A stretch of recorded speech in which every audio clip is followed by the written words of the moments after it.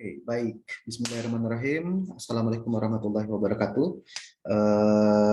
Kita akan melanjutkan diskusi kita tentang mobile learning, terutama dalam tinjauan pedagogiknya ya. Kemarin kita sudah bicara tentang computational pedagogik.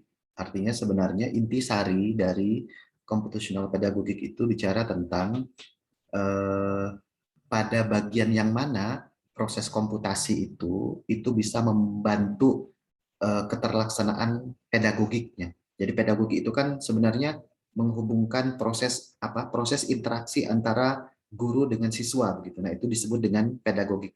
Nah, computational pedagogik itu lebih menitik beratkan pada di mana peran komputer, di mana peran teknologi yang mungkin bisa memperkaya proses pembelajarannya. Maka itulah yang kemarin sudah kita diskusikan. Harapannya nanti kalian bisa memilah dan memilih dari sekian banyak proses yang kemarin sempat saya sajikan, posisi mobile learning itu cocoknya digunakan untuk memfasilitasi proses yang mananya. Oh, semuanya Pak, lebih bagus. Tapi kalian misalkan hanya berfokus pada salah satunya saja, itu tidak ada masalah begitu. Asalkan all in gitu ya ceritanya. Ada banyak kan ya yang model begitu ya. Nah, hari ini kita akan coba mendiskusikan blended learning. Blended learning kalau kemarin tinjauannya adalah sisi pedagogis, nah sekarang itu tinjauannya adalah ketika kita mencoba untuk membaurkan antara pembelajaran secara online dengan pembelajaran secara offline. Jadi dibaur, kapan harus online dan kapan harus offline. Dengan kondisi yang ada saat ini, boleh jadi ini bagian dari solusi. Dengan pandemi gitu ya ceritanya, ini bagian dari solusi. Dan bisa jadi ini akan menjadi sebuah tren untuk bisa mengatasi banyak situasi. Oke ya, kita coba lihat beberapa poin yang berhubungan dengan blended learning. Hal pertama yang mungkin akan kita diskusikan ini berhubungan dengan definisi dan beberapa prinsip gitu ya.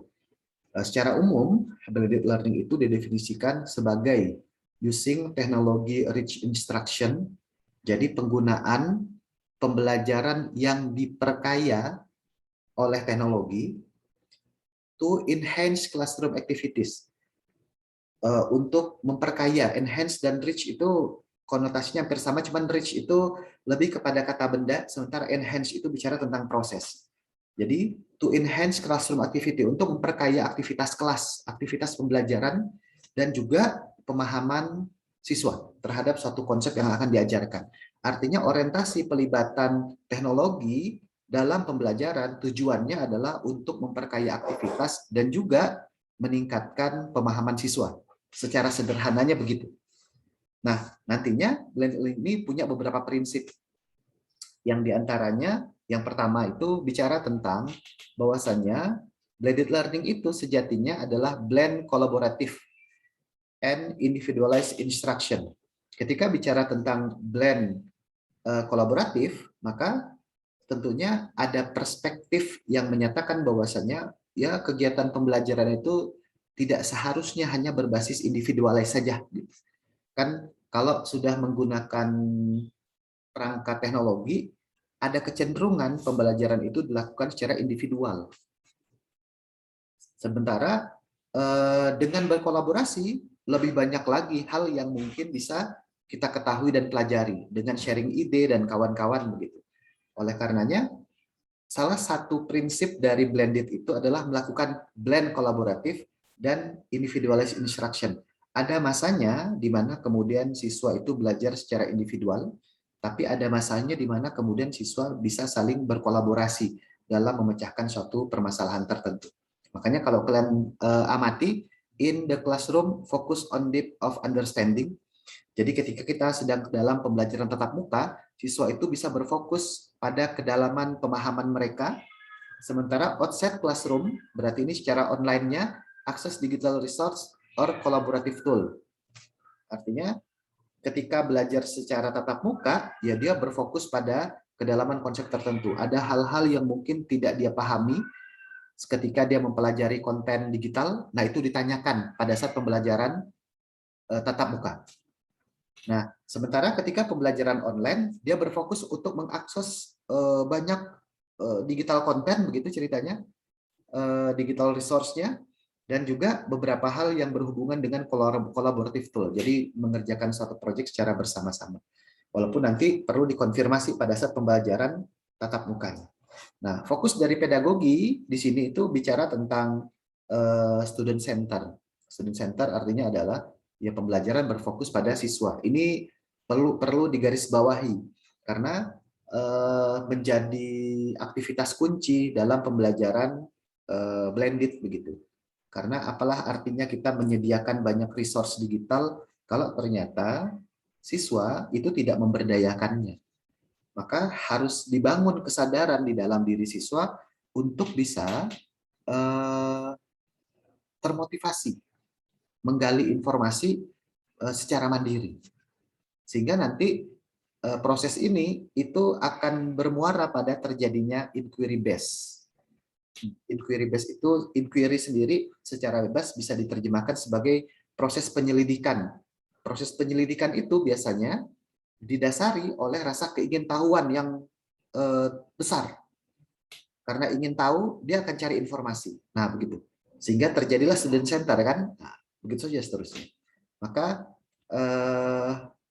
komponen utama dari blended itu selain blend kolaboratif dan individual instruction itu adalah student center. Ini perlu kalian garis bawahi karena imajinasi yang berhubungan tentang 3 hal tadi, kolaboratif, individual, dan student center, itu harus dijadikan dasar sebelum kemudian kita mengkonstruksi perangkat pembelajaran berbasis teknologi yang akan memperkaya aktivitas siswa. Salah satunya adalah mobile learning.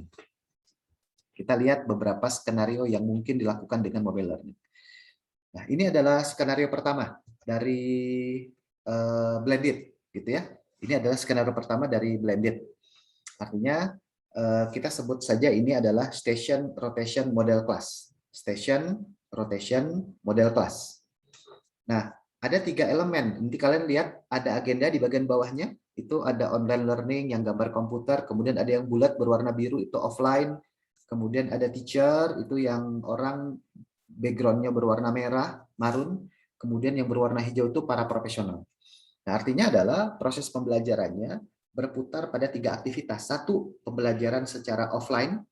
Ini yang langsung dihandle oleh guru, gitu. 2, proses kolaboratif yang dilakukan sebagai bagian dari penugasan pembelajaran offline. Jadi kita ketemu offline, tatap muka, ada penugasan, nah kalian berkolaboratif di situ. Bisa kemudian berkelompok atau memungkinkan dalam kelompok yang lebih besar begitu, tergantung kebutuhannya seperti apa begitu ya. Makanya disebutnya collaborative activities and station. Artinya aktivitasnya kolaboratif, station itu ya dibagi-bagi berdasarkan pola tertentu saja, ya berkelompok lah mungkin secara umum. Nanti kemudian itu di follow up dengan pembelajaran online. Kasarnya misalkan begini, dalam pembelajaran offline ini saya siapkan satu studi kasus yang nantinya akan dijadikan dasar bagi kalian untuk mencoba merumuskan solusinya apa. Maka setelah pembelajaran offline, kalian akan melakukan diskusi. Apa yang akan kita kerjakan? Kasarnya. Nah, segala macam kebutuhan yang kalian perlukan, termasuk konsep-konsep dasar dan kawan-kawannya, itu disediakan secara online. Sehingga kalian tinggal akses saja si modul online-nya itu, dan kemudian kalian pelajari, oh ternyata begini cara membuat list, cara membuat form. Nah, nanti kemudian kalau ada problem yang kalian temukan selama mengerjakan penugasan itu, kalian balik lagi tuh, masuk ke teacher-led instruction-nya, dikelola oleh guru. Nah, didiskusikan, Pak, saya ketemu problem seperti ini. Solusi teknisnya seperti apa? Nah, begitu. Nanti terus aja muter-muter terus. Ini yang disebut sebagai station rotation model class. Secara umumnya begitu. Terus peran dari para profesional itu apa, Pak? Boleh jadi bahan yang dikembangkan di dalam online instruction itu melibatkan para profesional. Ketika ternyata kita punya keterbatasan untuk mengelolanya. Jadi saya sebagai guru misalkan gitu punya keterbatasan untuk mengembangkan bahan berbasis online instruction Ya sudah, saya pakai yang sudah ada aja. Tapi ini saya rekomendasikan nih, minta nanti tinggal kalian enroll aja, ikut aktivitas pembelajaran yang dilakukan oleh guru A secara online begitu misalkan. Itu yang dimaksud dengan para profesional. Tapi aktivitasnya berputar. Mulai dari teacher led instruction secara tatap muka, di follow up dengan penugasan kemudian dilengkapi dengan pembelajaran online-nya. Nanti ketika ada problem, balik lagi ke teacher lab. Begitu aja terus-terusan sampai suatu project itu selesai. Sampai siswa mendapatkan pemahamannya dalam level tertentu. Gitu ya. Nah, ini model yang pertama. Model yang kedua itu adalah apa yang kemudian disebut sebagai lab or whole group rotation class. Lab or whole group rotation class. Artinya sebenarnya ini konstruksinya mirip banget dengan MBKM studi independen, di mana kemudian ada pembelajaran tatap muka langsung yang dikelola oleh guru, tapi ada juga pembelajaran yang dikelola oleh para profesional. Lihat kan, sayangnya di kita tidak terjadi. Ketika MBKM dilakukan, ya kalian all in, all out gitu dengan para profesional. Sementara pembelajaran di kita dilakukan ada sebagian yang seperti saya dan Pak Erlangga gitu, tetap melaksanakan pembelajaran seperti bagaimana seharusnya, karena kita berasumsi boleh jadi ada beberapa pointer yang itu tidak diajarkan ketika kalian mendapatkan studi independen. Jadi ada materi yang tetap harus diajarkan. Ini pilihan kami selaku dosen begitu. Nah, yang kita lakukan ini ya hampir-hampir mirip dengan pola laboratorium or whole group rotation class lah. Mirip-mirip lah gitu ya. Kita coba untuk implementasikan itu. Artinya adalah ada pembelajaran tatap muka yang dilakukan oleh guru, ada pembelajaran online yang kemudian itu dikelola oleh para profesional. Nanti tinggal bertukar. Oh, kelompok pertama, kapan dia harus pembelajaran tatap muka, kapan kemudian harus pembelajaran online. Begitu juga seterusnya. Nah, pola ini yang lebih sering digunakan dalam masa pembelajaran tatap muka terbatas PTMT saat ini. Kan tidak bisa 100% masuk kan ya, dibagi separuh.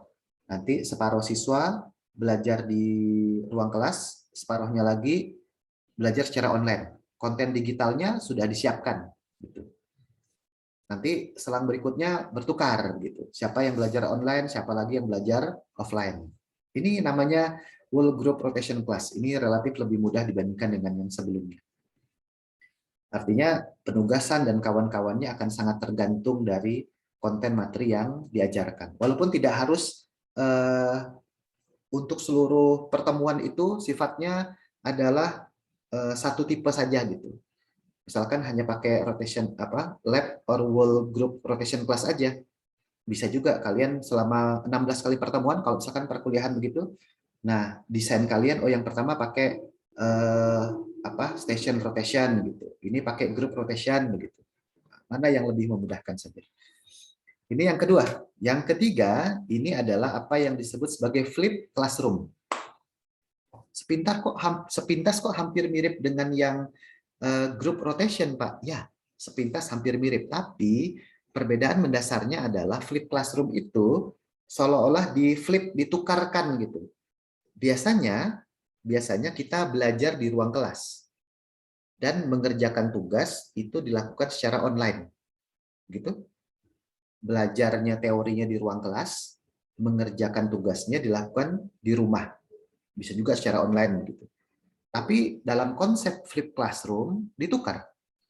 Jadi kalian belajar teorinya di rumah melalui online learning.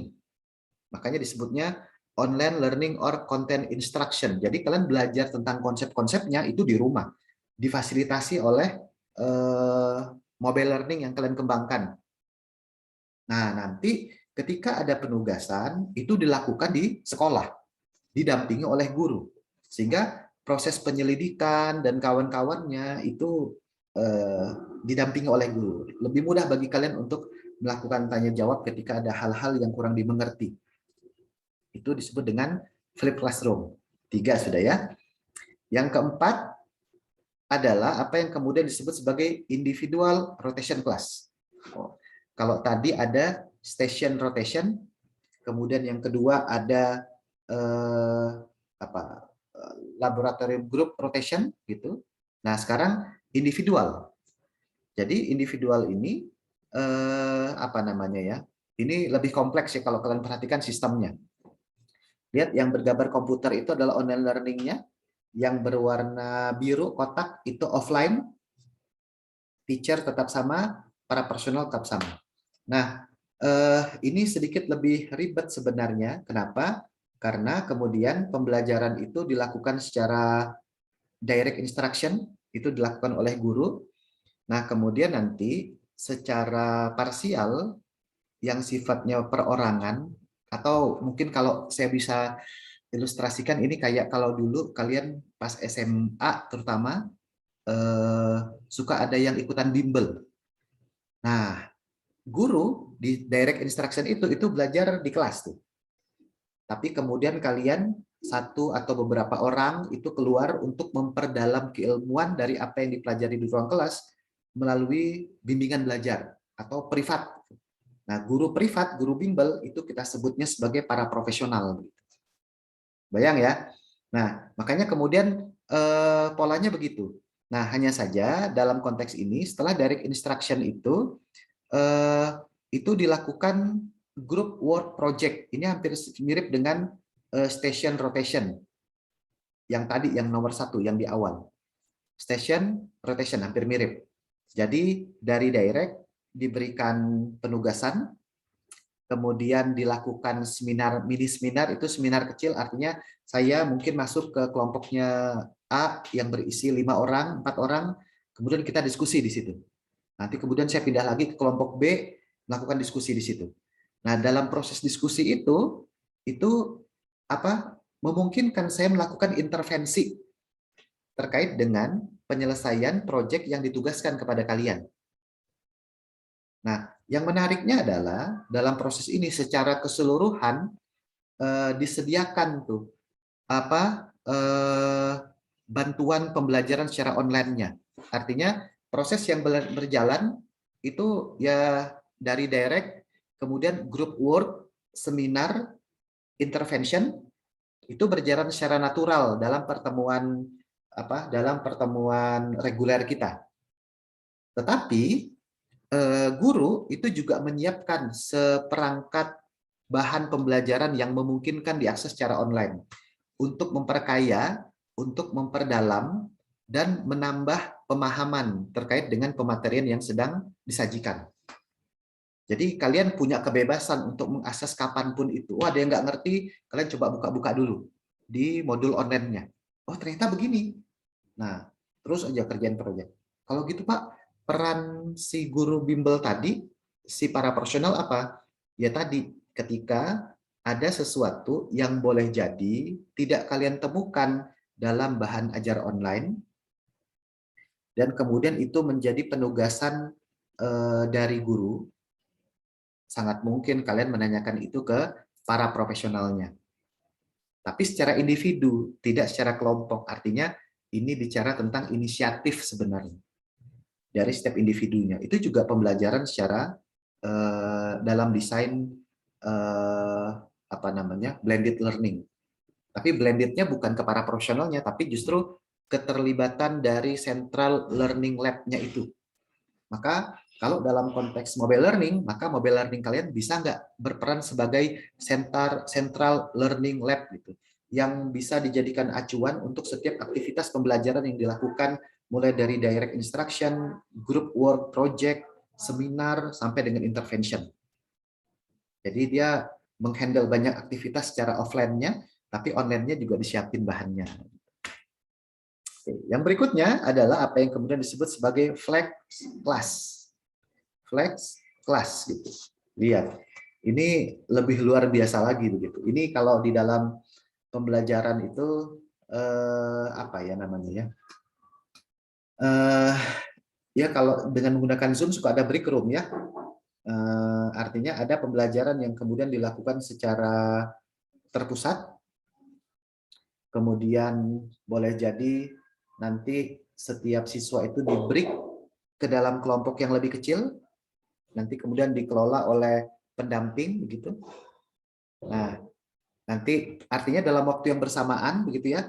Nanti sebagian siswa itu ada yang masuk ke dalam break room, ada yang kemudian melakukan praktek pembelajaran di laboratorium, ada yang kemudian masuk ke dalam kolaboratif, ada yang kemudian masuk ke area sosial, dan kemudian ada yang diintervensi, walaupun tidak semuanya. Nah, flag class itu ini bicara tentang bagaimana kemudian proses pembelajaran itu dilakukan, tapi dengan melakukan pembagian sumber daya sebenarnya. Tapi semuanya terpusat dan terkontrol dalam lingkaran yang di tengah. Ini studi and collaborative space. Jadi sumber informasi keilmuannya itu ada di situ.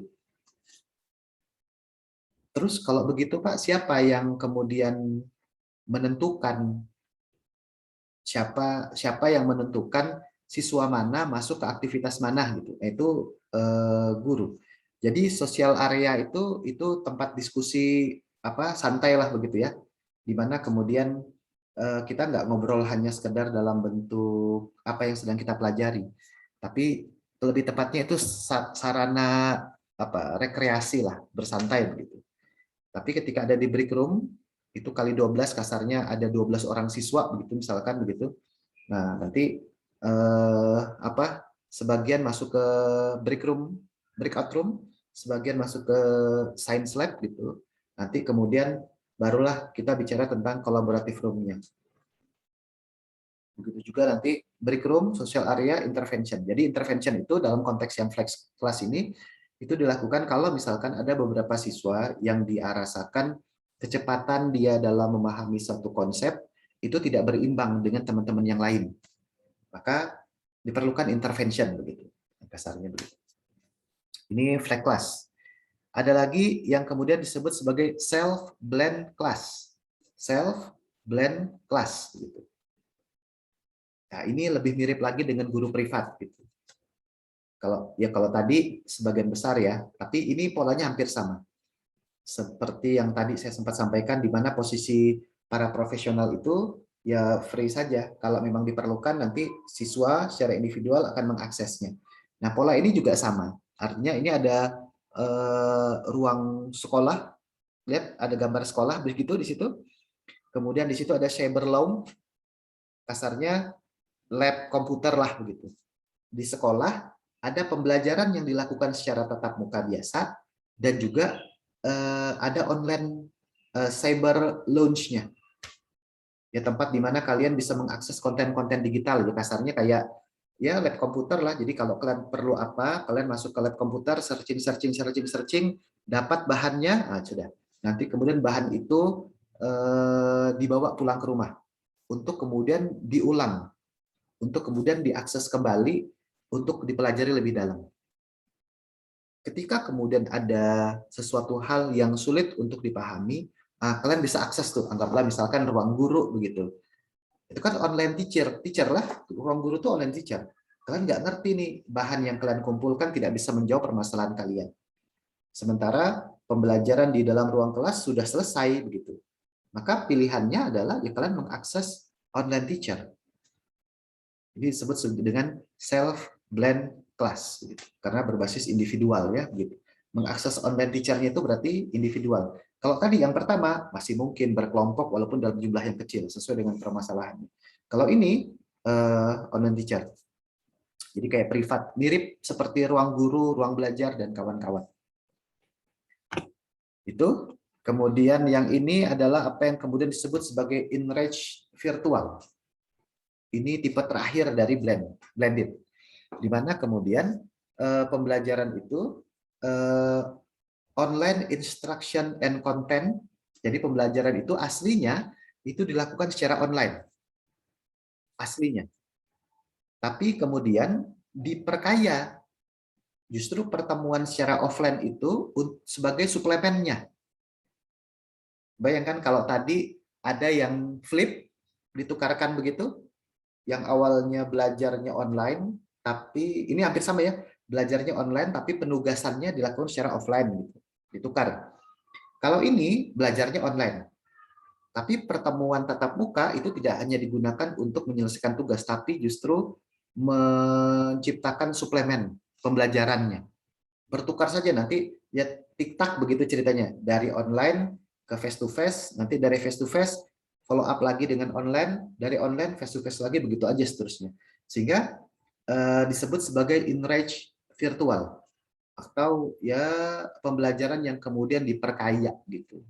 Entah itu pembelajaran materi yang diakses secara online diperkaya dengan yang offline, nanti dari pembelajaran offline sudah diperkaya lagi dengan materi yang tersedia di dalam online. Kira-kira begitu. Nah, mudah-mudahan harapan saya kalian dapat gambaran tuh beberapa skenario yang mungkin kita lakukan ketika kita membicarakan tentang blended learning. Karena ini erat kaitannya dengan mobile learning yang akan kalian ciptakan. Kan karena berbasis pada perangkat mobile, kita tidak bisa memuat terlalu banyak konten, apalagi konten yang berat-berat gitu. Maka kalian harus pikirkan tipe mana yang memungkinkan untuk kalian adopsi dan kalian kemudian melakukan penyesuaian kontennya. Kalau berbasis web mungkin lebih gampang. Tapi kalau berbasis mobile, kalian harus pikirkan lagi. Begitu ya kira-kira ya. Mudah-mudahan bisa memberikan gambaran dan bisa dijadikan sebagai acuan. Nanti di pertemuan berikutnya kita akan coba membicarakan tentang computer assisted instruction. Secara umum, computer assisted instruction itu terbagi ke dalam 4 tipe. Ada yang bersifat tutorial, ada yang bersifat simulasi, ada yang bersifat drill and practice, ada yang kemudian bersifat games. Nah, nanti kita akan diskusikan itu di pertemuan berikutnya. Oke, baik, saya pikir sementara cukup. Mudah-mudahan yang sedikit ini bisa menjadi pemantik kalian untuk mencoba mencari tahu lebih dalam, dan harapan saya kalian mendapatkan gambaran tentang bagaimana seharusnya teknologi itu digunakan dalam proses pembelajaran, terutama dalam konteks mobile learning. Itu saja dari saya. Terima kasih. Assalamualaikum warahmatullahi wabarakatuh.